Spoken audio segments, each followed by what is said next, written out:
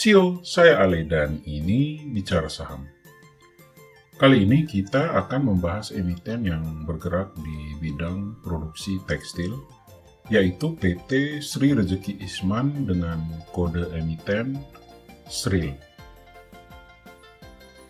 Seperti yang dikutip dari cnbcindonesia.com, saham PT Sri Rejeki Isman atau SRIL tepat disuspensi selama 12 bulan pada tanggal 18 Mei 2022 kemarin. Jika saham SRIL disuspensi sampai dengan 24 bulan, maka saham dari SRIL akan diusir dari bursa atau delisting. Tetapi, sampai dengan saat ini, Bursa Efek Indonesia masih memberikan kesempatan bagi emiten tersebut untuk segera melakukan perbaikan. SRIL sendiri merupakan sebuah perusahaan yang bergerak di bidang tekstil dengan 50% sahamnya dikuasai oleh PT Huddlestone Indonesia. Suspensi perdagangan dari saham SRIL bermula ketika perusahaan ini mengalami gagal bayar atas utang-utang jangka pendeknya. Membengkaknya utang SRIL dapat dilihat dari laporan keuangan pada tahun 2020. Per Desember tahun 2020, utang bank jangka pendek dari SRIL tercatat mencapai 277,5 juta US dollar. Padahal di tahun sebelumnya atau di tahun 2019, utangnya masih berada pada angka 67,6 juta US dollar.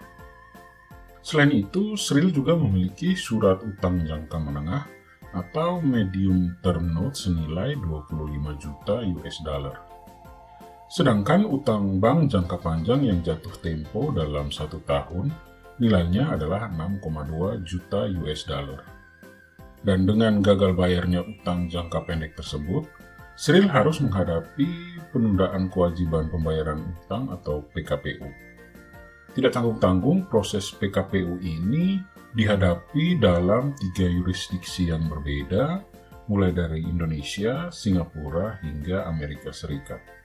Adanya proses PKPU ini juga membuat SRIL tidak bisa membayar pokok dan bunga utang atas medium term note yang dimiliki senilai 25 juta US dollar.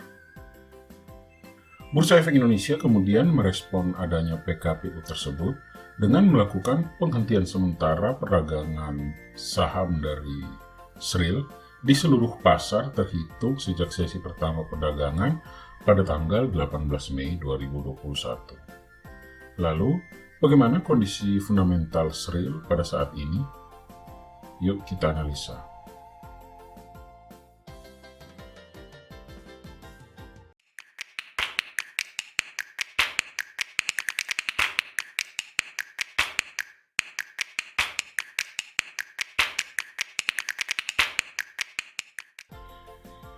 PT Sri Rejeki Isman berawal dari sebuah perusahaan perdagangan tradisional yang menjual produk tekstil bernama Sri Rejeki di Pasar Klewer, Solo. Toko ini didirikan oleh H.M. Lukminto pada tahun 1966. Kemudian, Sritex berkembang dengan memproduksi kain yang dikelantang dan dicelup di pabrik pertama mereka yang dibangun di Baturono, Solo pada tahun 1968. Pada tahun 1978, Sri Rejeki secara resmi berubah menjadi PT Sri Rejeki Isman, dan emiten ini secara resmi melakukan penawaran saham perdana atau IPO pada tahun 2013. Saat ini, Sritex telah menjadi produsen tekstil dan garmen yang terintegrasi dengan lebih dari 17.000 karyawan yang mengkonsentrasikan sebagian besar operasinya di lahan seluas 79 hektar di Sukoharjo, Jawa Tengah. Emiten ini memiliki 4 lini produksi mulai dari pemintalan, penenunan, pencetakan, pencelupan, dan garmen. Jumlah aset yang dimiliki oleh SRIL dari data yang telah dikumpulkan oleh tim riset Ale Bicara adalah sebesar 18,7 triliun rupiah pada kuartal ketiga tahun 2021. Aset itu terdiri atas 22,3 triliun rupiah liabilitas dan ekuitas negatif dengan nilai 3,5 triliun rupiah. Aset ini menurun 7,3 triliun rupiah jika dibanding dengan jumlah aset pada tahun 2020. Berkurangnya aset dari Sril ini merupakan akibat dari meningkatnya liabilitas sebesar 5,6 triliun rupiah dan berkurangnya ekuitas sebesar 13 triliun rupiah. Item ekuitas yang mengalami penurunan drastis dari Sril adalah saldo laba dari angka 479 juta US dollar ke negatif 444 juta US dollar. Untuk item liabilitas terbesar yang dimiliki oleh Sril adalah liabilitas jangka pendek berupa utang bank yang bernilai 600 juta US dollar. Dan untuk utang jangka panjangnya, jenis liabilitas terbesar yang dimiliki oleh Sril adalah imbalan pasca kerja yang bernilai 28 juta US dollar. Untuk rasio likuiditas dari Sril, cash rasionya 0,6%, quick rasionya 19,7%, dan current rasionya adalah 43%. Serta emiten ini memiliki nilai debt to equity ratio yang negatif. Ini berarti jumlah kas dari Sril yang sangat tidak cukup untuk bisa membayar utang jangka pendek yang menjadi kewajiban dari perusahaan. Untuk total utang dari Sril juga sangat buruk karena dalam waktu 4 tahun sejak tahun 2017 sampai tahun 2021, total utangnya meningkat sebesar 119% dari 10,1 triliun di tahun 2017 ke 22,3 triliun di kuartal ketiga tahun 2021. Rasio utang terhadap ekuitasnya juga buruk, karena menurut laporan keuangan pada kuartal ketiga tahun 2021 ini, Sril memiliki ekuitas yang negatif. Tim riset dari Albicara mencoba untuk menghitung peluang bangkrut dari emiten ini dengan menggunakan Altman C-Score. Dan Sril mendapatkan nilai negatif 3,6 pada kuartal ketiga tahun 2021. Sedangkan untuk nilai Altman C-Score di tahun 2020, Sril mendapatkan skor 2 dengan potensi kebangkrutan hanya 12%. Ini menunjukkan per kuartal 3 tahun 2021, emiten ini memiliki peluang yang besar untuk kolaps atau bangkrut. Pada kuartal ketiga tahun 2021, revenue yang telah dikumpulkan oleh Sril adalah 637 juta US dollar. Revenue ini berkurang jika kita bandingkan dengan revenue di kuartal yang sama di tahun 2020, yang mana pendapatan dari Sril adalah 907 juta US dollar. Dan jika kita proyeksikan pendapatan dari Sril ini, maka nilainya untuk tahun 2021 adalah 12,1 triliun rupiah. Nilai ini lebih rendah 33% jika dibandingkan dengan pendapatan Sril di tahun 2020 yang bernilai 18,1 triliun rupiah. Untuk kuartal ketiga tahun 2021, Sril mencatatkan rugi bersih sebesar 924 juta US dollar. Jumlah ini memburuk jika dibandingkan dengan kuartal ketiga tahun 2020, yang mana pada saat itu Sril mencetak laba sebesar 73 juta US dollar. Jika rugi bersihnya disetahunkan, maka rugi bersih dari Sril ini meningkat senilai 18,7 triliun rupiah. Dengan nilai proyeksi untuk rugi bersih pada tahun 2021 senilai 17,5 triliun rupiah.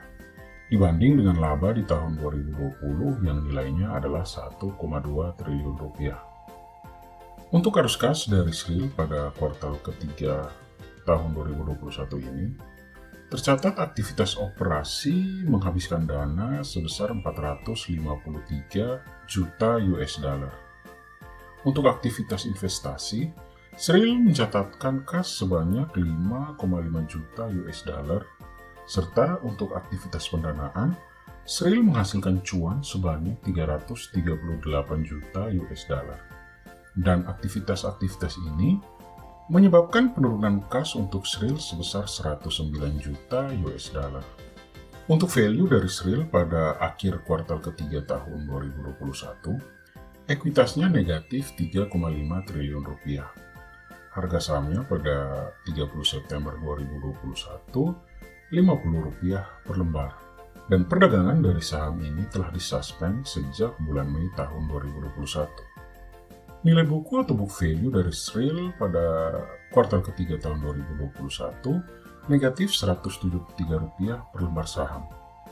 Sehingga nilai price to book value atau PBV-nya adalah negatif 0,29.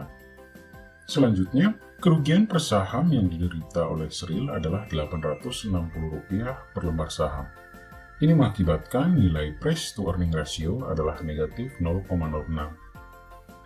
Nilai kerugian per saham tadi menghasilkan net profit margin negatif 145%, return on equity 496%. Nilainya memang positif, tetapi ini adalah hasil perhitungan dari ekuitas negatif dan pendapatan negatif sehingga mendapatkan hasil positif. Jadi sebenarnya nilai ini sama sekali tidak bagus. Dan return on assetnya adalah negatif 93%. Kesimpulan. Pertama, aset dari Sril pada kuartal ketiga tahun 2021 berkurang 7,3 triliun rupiah. Yang menyebabkan penurunan aset dari Sril ini adalah ekuitas yang berkurang 13 triliun rupiah, sedangkan liabilitasnya mengalami peningkatan sebesar 5,6 triliun rupiah. Kedua, revenue Sril di kuartal ketiga tahun 2021 mengalami penurunan 29%. Atau senilai 269 juta US dollar dibandingkan dengan kuartal ketiga di tahun 2020. Revenue Sril sejak tahun 2012 selalu positif. Hanya untuk tahun 2021 ini, proyeksi pendapatannya mengalami penurunan. Ketiga, rugi bersih dari Sril pada kuartal ketiga tahun 2021 adalah 924 juta US dollar. Jika nilai itu kita setahunkan, maka nilai rugi bersih yang dialami oleh Sril adalah 17,5 triliun rupiah. Padahal, baru pada tahun 2021 ini Sril mengalami kerugian. Dan dari data yang dimiliki oleh tim riset Ale Bicara, sejak tahun 2012 Sril selalu mencetak keuntungan. Dan keuntungan terbesarnya dicetak pada tahun 2018 dengan nilai keuntungan sebesar 1,22 triliun rupiah. Keempat, utang dari Sril sangat besar dengan nilai 22,3 triliun rupiah. Sedangkan ekuitas yang dimiliki oleh emiten ini adalah negatif 3,5 triliun rupiah. Jumlah utang ini meningkat dari tahun kemarin yang hanya bernilai 16,6 triliun rupiah. Penambahan utang dari Sril ini sebesar 5,6 triliun rupiah. Dan jumlah peningkatan utang ini sangat mengkhawatirkan karena pada saat ini nilai ekuitas dari perusahaannya yang sedang negatif. Kelima, investasi ke Sril pada saat ini menurut saya tidak menarik dan sangat spekulatif. Alasannya, fundamental perusahaan yang pernah masuk dalam list LQ45 ini tidak sekuat di masa lalu. Ekuitas perusahaan ini sudah negatif, utangnya semakin menggunung. Cuan yang selalu didapat pun sudah tergerus habis dan pada saat ini sedang menghadapi PKPU. Pendapat saya, PT Sri Rezeki Isman adalah perusahaan yang pada saat ini kurang bagus. Dan tim riset dari Ale Bicara memberi rating untuk PT Sri Rezeki Isman D. Sio. Demikianlah review singkat dari PT Sri Rezeki Isman.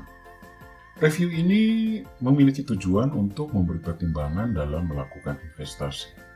Silahkan like, share, dan subscribe untuk selalu bisa mendapatkan update review pada saham lainnya. See you semua, kita ketemu lagi di video selanjutnya.